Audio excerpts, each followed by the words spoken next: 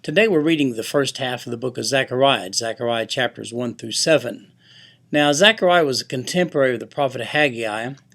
Zechariah started prophesying about 2 months after Haggai to the regathered exiles, the ones who came back to Israel, to Jerusalem from captivity.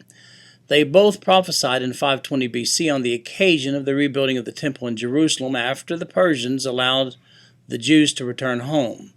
According to Ezra chapter 2, the historical account of this era, about 50,000 Jews had returned to Jerusalem from exile. The temple rebuilding project was finished 4 years later in 516 BC.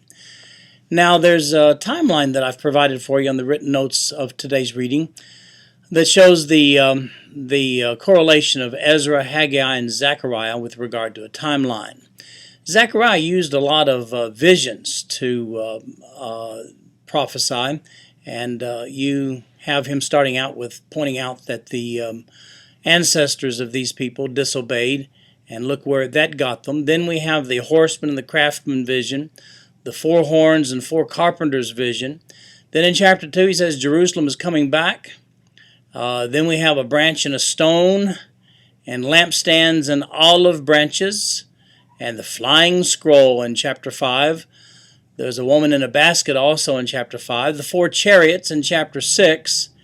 And then in chapter 7 he deals with to fast or not to fast. That is the question. Well, that's today's reading. Lots of imagery in today's reading. Hope you enjoy it, and we'll see you tomorrow.